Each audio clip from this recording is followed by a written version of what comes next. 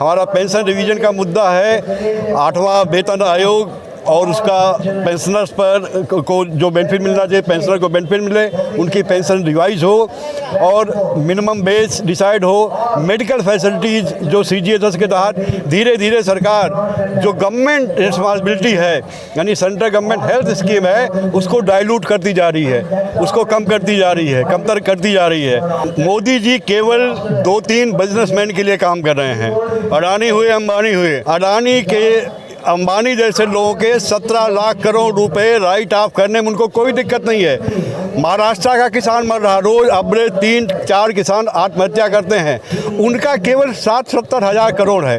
तो अगर पब्लिक का पूरे देश में देख लिया जाए तो करीब 1.25 लाख और 1.5 लाख करोड़ के बीच में है, वो राइट ऑफ नहीं हो रहा है। लेकिन पूंजीपतियों का 17 लाख 18 लाख करोड़ रुपए राइट ऑफ किया जा रहा है और कहीं न कहीं देश की अर्थव्यवस्था को बर्बाद किया जा रहा है। लोगों को धर्म की अफीम खिलाई जा रही है, लोग मस्त हैं। जब कांवड़ियों पर डीजी फूल की वर्षा करेगा तो जरूरत क्या है पढ़ने लिखने की, जरूरत क्या है कमाई करने की।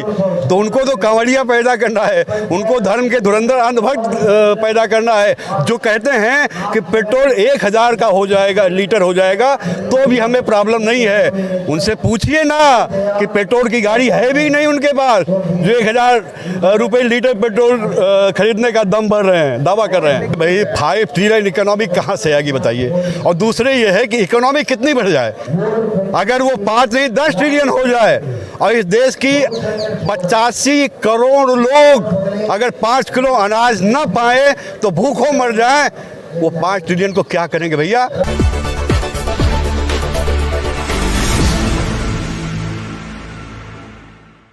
नमस्कार, अभी हम जंतर मंतर पे हैं और यहाँ पर BSNL और MTN वालों का धरना प्रदर्शन चल रहा है और इनका प्रदर्शन का आज दूसरा दिन है और इनकी मांगे ये है कि इनकी पेंशन बढ़ोतरी अभी तक नहीं हुई है। 2017 से इनकी कोई भी पेंशन में बढ़ोतरी नहीं हुई है। तो आइए जानते हैं कि इन लोगों का क्या कहना है।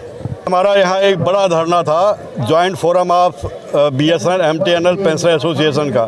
एक मांग थी हमारी, पेंशन रिवीजन जो 1/1/17 से ड्यू है। सरकार ने एक सहमति भी बना लिया था कि कैसे पेंशन रिवीजन होगा, कैसे बेज रिवीजन से पेंशन रिवीजन को अलग करके पेंशनर का पेंशन रिवीजन कर दिया जाएगा। सवाल केवल एक बात फंसा कि जब सरकार की गाइडलाइन है, DP की गाइडलाइन है कि 15% फिटमेंट दिया जाएगा, तो भारत सरकार तो लास्ट में है नहीं, BSNL तो है नहीं, वो MTNL है नहीं। एटलीस्ट 15% फिटमेंट के साथ हमारा पेंशन रिवीजन होना चाहिए था। इस पर एक आम सहमति, उनका ठीक हम डिफरेंट मिनिस्ट्री से डिस्कस करके आपको बताएंगे। लेकिन आज तक ये हमारी मीटिंग 17 अक्टूबर 2022 को हुई थी, 12-13 जनरल सेक्रेटरी 12-13 एसोसिएशन के साथ, लेकिन सरकार ने आज तक ना रिप्लाई दिया है ना कोई मिनट जारी किया है। आज हमारा जो ये धरना है national coordination committee of pension association का, इसमें हमारा रेलवे भी है, डिफेंस भी है, पोस्टल भी है, BSNL भी है, MTNL भी है। हमारा पेंशन रिवीजन का मुद्दा है। 8वां वेतन आयोग और उसका पेंशनर्स पर को जो बेनिफिट मिलना चाहिए, पेंशनर को बेनिफिट मिले, उनकी पेंशन रिवाइज हो और मिनिमम बेस डिसाइड हो। मेडिकल फैसिलिटीज़ जो CGHS के तहत धीरे धीरे सरकार जो गवर्नमेंट रिस्पॉन्सिबिलिटी है, यानी सेंट्रल गवर्नमेंट हेल्थ स्कीम है, उसको डाइल्यूट करती जा रही है, उसको कम करती जा रही है, कमतर करती जा रही है। तो इन्हीं सब मांगों को लेकर के आज हमारा ये धरना है। तो कल भी हमारा धरना था इतनी संख्या के साथ, आज भी हमारा धरना ये चलेगा। सर, क्या कारण है इतने साल मोदी जी को सरकार में हो गए और अभी तक आपकी मांगे नहीं सुनी जा रही है? आम मीडिया वाले मोदी जी को बेहतर समझते होंगे। मोदी जी केवल 2-3 बिजनेसमैन के लिए काम कर रहे हैं। अडानी हुए, अंबानी हुए। अब आप देखिए, अडानी के अंबानी जैसे लोगों के 17 लाख करोड़ रुपए राइट ऑफ करने में उनको कोई दिक्कत नहीं है।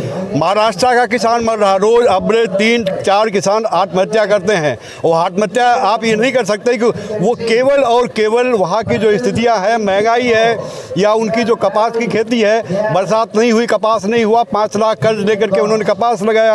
अब जब नहीं हुआ, 50 लाख का उनका टारगेट था और 2 लाख भी पैदा नहीं हुआ, तो वो आदमी बेटी की शादी करना, बेटे की शादी करना तो आत्महत्या करेगा? उनका केवल 60-70 हज़ार करोड़ है। तो अगर पब्लिक का पूरे देश में देख लिया जाए तो करीब 1.25 लाख और 1.5 लाख करोड़ के बीच में है, वो राइट ऑफ नहीं हो रहा है। लेकिन पूंजीपतियों का 17 लाख 18 लाख करोड़ रुपए राइट ऑफ किया जा रहा है और कहीं न कहीं देश की अर्थव्यवस्था को बर्बाद किया जा रहा है। मोदी जी तो गरीबों के मसीहा हैं, आप कह रहे हैं कि वो सिर्फ अंबानी और अंडानी की सुनते हैं। देखिए, मोदी जी के दिखाने के चेहरे और करने के चेहरे दोनों अलग अलग हैं। वो दिखाने के लिए तो गरीबों के लिए है, लेकिन जो करना है वो बड़े लोगों के लिए करना है। आज आप लोग महसूस करते होंगे कि महंगाई के किस दौर में ये देश चल रहा है। आज जो हमारी परचेज कैपेसिटी है कम होती जा रही है।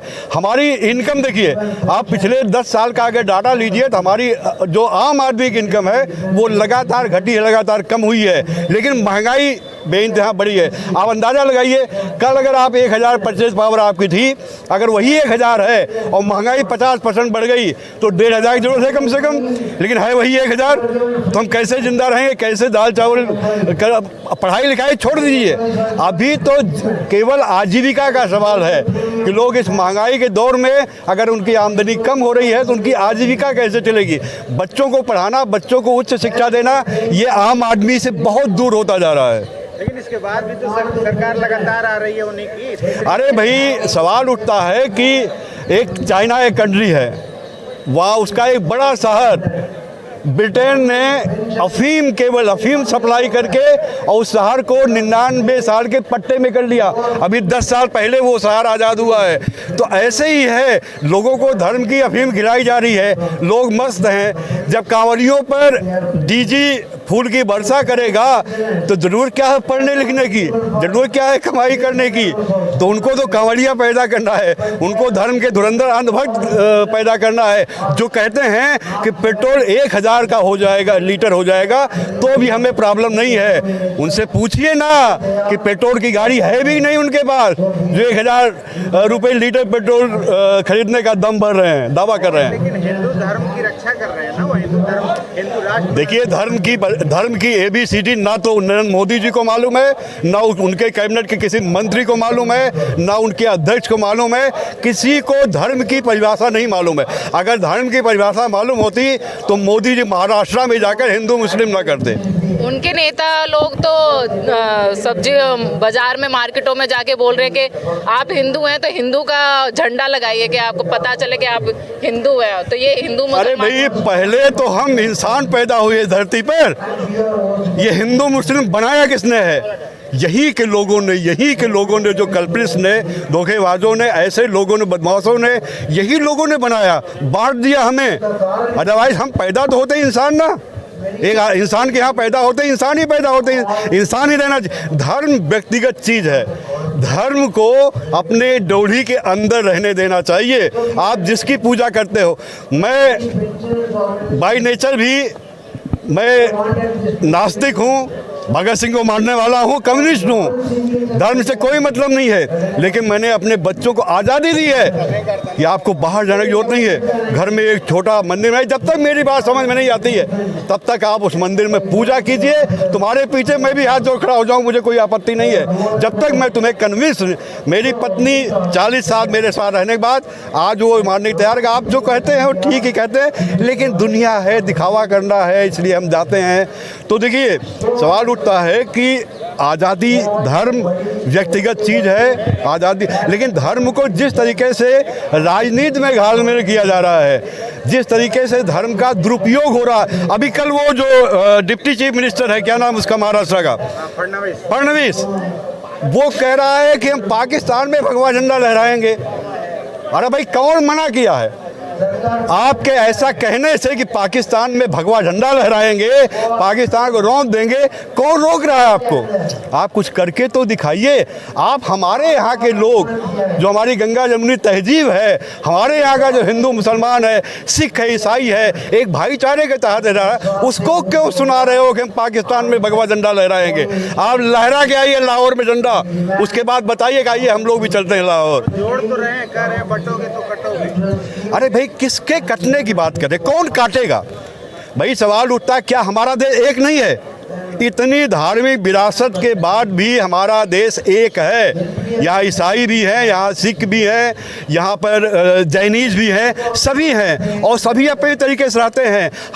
आप ये बताइए, आप किसी भी मुस्लिम धर्मस्थल चले जाइए और वहाँ सर्वे करिए मीडिया द्वारा, वहाँ हिंदुओं की संख्या सबसे ज़्यादा मिलेगी। इसका मतलब हमारे अंदर तो नहीं, पब्लिक के अंदर तो बांट नहीं है, लेकिन ये केवल अपनी राजनीति चमकाने के लिए, वोट की राजनीति करने के लिए कि जब हम ऐसा कहेंगे बटोगे कटोगे, यानी अगर बटोगे तो कोई एक है ताकत जो आपको काट देगी। ये एक डर दिखाया जा रहा है, ये डर दिखाया जा रहा है डिवाइड, कि और लोग बहुसंख्यक हैं तो और लोगों में अंदर अगर ये चेतना आ गई कि अरे यार हमें यार अगर बटेंगे, अलग अलग रहेंगे तो हम कटेंगे, तो हम यूनाइट हो जाएंगे और कहीं ये तो मेरी बात कर रहा है, तो ये केवल भुलावे में डाला जा रहा है। लेकिन उसके नीचे जो लूट हो रही है, जो अंडानी अंबानी के द्वारा लूट हो रही है, जो 17-18 लाख करोड़ रुपए राइट ऑफ किया जा रहा है, महाराष्ट्र के किसानों का 60,000-70,000 करोड़ राइट ऑफ नहीं किया जा रहा है, वो आत्महत्या करने को मजबूर है। अब आप ये बताइए, जिस कंपनी पर लाखों करोड़ रुपए का कर्जा हो और वो देने की स्थिति में नहीं है, 17-18 लाख करोड़ रुपए राइट ऑफ किया जा रहा है, वो कंपनी प्रॉफिट में कैसे है? अगर प्रॉफिट में है तो भरे ना भैया कि इंस्टॉलमेंट बैंक की, बैंकों क्यों दिवालिया किया जा रहा है? आज देखिए 2-2, 3-3 बैंकों को मर्ज करके उनको दिवालिया होने से बचाया जा रहा है। इस देश की इकोनॉमी को चौपट किया जा रहा है। जो हमारे देश के सबसे बड़ी ताकत थी छोटे उद्योग, आज चाइना क्यों इतना पनपा है? जो कोई चाइना का नाम लेना कर रहे हैं, जो चाइना की बात कर रहा है, अरे भाई चाइना में छोटे कुटीर उद्योगों को बढ़ावा दिया गया, हर हाथ को काम दिया गया। हमारे यहाँ भी चाहिए। अगर छोटे उद्योग, आप देखिए ना हमारे देश के मार्केट 100 अरब, करीब 150 अरब का व्यापार चाइना के साथ हो गया। काहे का व्यापार कर रहे हो भाई? काहे का व्यापार कर रहे हो? जो कुटीर उद्योग की चीज़ें हैं वो सब चाइना से, हमारा मार्केट चाइना के मालों से भरा हुआ। क्यों? क्या उसका प्रोडक्शन आज के डेट में हम दावा करते हैं हम जहाज बनाते हैं, हम दावा करते हैं फाइटर जेट बनाते हैं, हम ये दावा क्यों नहीं कर सकते हैं कि छोटी छोटी चीज़ें जो 150 करोड़ 150 ये आपका बिलियन डॉलर का जो बिजनेस चल रहा है चाइना के साथ, वो क्यों ना हम अपने यहाँ प्रोड्यूस करें, हम चाइना और अमेरिका को एक्सपोर्ट करें, क्यों नहीं? लेकिन इसी सरकार में डिजिटल क्रांति की बात हो रही है, 5 ट्रिलियन इकोनॉमी की बात हो रही है, आपका अरे भाई 5 ट्रिलियन इकोनॉमी कहाँ से आएगी बताइए? और दूसरे ये है कि इकोनॉमी कितनी बढ़ जाए। गांधी जी का नाम सुना है ना? गांधी जी ने कहा था देश की आज़ादी के मायने तब होंगे जब देश के आखिरी पायदान पर बैठे हुए व्यक्ति के अंदर खुशहाली होगी। अगर वो 5 नहीं 10 ट्रिलियन हो जाए और इस देश की 85 करोड़ लोग अगर 5 किलो अनाज न पाए तो भूखों मर जाएं, वो 5 ट्रिलियन को क्या करेंगे भैया? क्या अडानी अंबानी जो है दुनिया के नंबर 1 के पूंजीपति हो जाएंगे? इसी पर हम खुश हो जाएं? या हमारे मतलब चूल्हे में, हमारे रसोई में खाना बन रहा नहीं, दाल पक रही, चावल पक रहा नहीं पड़ा, बच्चे भूखे तो नहीं है? अभी आसाम में उड़ीसा में अरे भैया आसाम और उड़ीसा में वो धान का पसावन सुना नहीं? कहाँ के रहने वाले आप? वो मार धान का मार बना करके वो बच्चों को पिला करके सुलाया जाता है। बच्चों का जो है वो बेटी 7 साल की बेटी मार वहाँ की अपनी भाषा में कह करके वो मर जाती है। और सबसे बड़ी चीज़ है कि आप क्यों दावा कर रहे हैं कि 85 करोड़ लोग हम अनाज दे रहे हैं, 5 किलो अनाज दे रहे हैं पर व्यक्ति? क्यों? अगर देश समृद्ध है, देश की 5 ट्रिलियन डॉलर इकोनॉमी होने जा रही है, तो लोगों को 5 किलो अनाज देने की ज़रूरत क्या है? इसके पहले भी स्कीम थी, 2 रुपये किलो गेहूँ, 3 रुपये किलो चावल था। लोग काम करें, उनको काम दो। आप मनरेगा की मजदूरी बढ़ा दो, आप मनरेगा के नंबर ऑफ डेज बढ़ा दो। ये जो कोरोना में हमारे यहाँ बहुत ज़्यादा गड़बड़ नहीं हुआ, उसकी वजह मनरेगा था। लोगों को छोटा छोटा काम मिला, लोग काम किए, लोगों के पास पैसा आया। बहुत ऐसे परिवार, करोड़ों ऐसे परिवार हैं जो डेली कमाते, डेली कुआं खोदते हैं, डेली पानी पीते हैं। आप अंदाज़ा लगाइए मनरेगा में कोरोना में कैसे वो जिंदा रहे। ये मनरेगा की वजह। आप मनरेगा में 100 दिन के बजाय 200 दिन करिए। आप ये जो 85 करोड़ लोगों को दे रहे हैं ना, आप इसी पैसे से लोगों को काम दीजिए, लोगों का स्वाभिमान। आप दिन भर ये काम करके जो कमाते होंगे और जाकर कहीं 10 घर हाथ पसार के ले लीजिए, दोनों में क्या अंतर होगा? आपका स्वाभिमान मर जाएगा, आप जिंदा रहते हुए मुर्दा हो जाएंगे। चलिए, लेकिन सरकार की नीतियों से लोग खुश हैं, तभी तो बार बार नहीं, लोग खुश हैं, लोग खुश नहीं है, लेकिन उनको बता रहे ना, उनको धर्मांधता की का चश्मा पहने हुए हैं, उनको दिखाई नहीं पड़ रहा, खुश नहीं है। कौन खुश है इस महंगाई से? कौन खुश है बेरोजगारी से? आप क्या समझते हैं कि इस देश का सवर्ण तबका, चाहे मिडिल क्लास, चाहे वो नीचे का तबका है, कोई इस महंगाई से या बेरोजगारी से खुश है? जहाँ लाखों में ये जो डिपार्टमेंट आए हैं ना, इनकी संख्या कभी 32 लाख, रेलवे में 32 लाख 34 लाख हुआ करते थे, डिफेंस में 7-8 लाख एम्प्लॉय हुआ करते थे, हमारे 5.5-6 लाख हमारे पीएनटी में, मतलब पीएनटी मिला के करीब 10 लाख हुआ करते थे एम्प्लॉय। आज वहाँ कुछ हज़ार रह गए हैं। कहाँ गया वो एम्प्लॉयमेंट? हमारी पॉपुलेशन बढ़ रही है, लोगों की एम्प्लॉयमेंट नहीं बढ़ा, कैसे वो सेल्फ डिपेंड होंगे? कैसे अपने पैरों पर खड़े होंगे अगर एम्प्लॉयमेंट नहीं होगा? जमीन तो बढ़ेगी नहीं। चलते चलते आप इन मांगों पे लेके आप क्या कहेंगे? नहीं, सरकार को तो यही है, सरकार को हम लगातार कहते आए हैं कि हमारी जायज़ मांगे हैं, आइए हम टेबल पर बैठ लेते हैं। अगर हम अपनी बातें जस्टिफाई कर देते हैं तो हमारी बातें पूरा करिए। अगर आप हमें कन्विंस कर देते हैं, हम अपनी मांगे वापस ले लेते हैं। आपके साथी कल बता रहे थे जो सरकार कह रही है कि बीएसएनएल घाटे में चल रहा है, इसीलिए पेंशन के पैसे नहीं। देखिए, पेंशन का पैसा हमारा पूरी लाइफ, हम रिटायर्ड हैं, पेंशन कंट्रीब्यूशन गया है स्केल के मैक्सिमम पर, जो स्केल का मैक्सिमम स्लेब होता है उस पर 22-23% हमारा कंट्रीब्यूशन गया भारत सरकार के पास। अब बीएसएनएल डूब रहा है, ठीक है, डूब रहा है, वो सरकार की नीतियों को डूब रहा है, लेकिन हमारा जो कंट्रीब्यूशन आपके पास गया है उससे हमें पेंशन मिल रही है। तो ये गवर्नमेंट ऑफ इंडिया की रिस्पॉन्सिबिलिटी है, ये बीएसएनएल की रिस्पॉन्सिबिलिटी नहीं है। और आप देखिए, जहां 5G सर्विसेज जियो दे रहा है, 6G का ट्रायल होने के लिए तैयारी कर रहा है, वहां पर आप 4G का स्पेक्ट्रम क्यों नहीं बीएसएनएल दे रहे? जब जरूरत होती है, लेह में बाढ़ आती है, जम्मू कश्मीर डूब जाता है, तब तो बीएसएनएल की जरूरत होती है। बीएसएनएल 300-400 करोड़ लगा करके सर्विसेज विदिन बिग रिस्टोर करता है, वहाँ कोई प्राइवेट कंपनी नहीं आती है।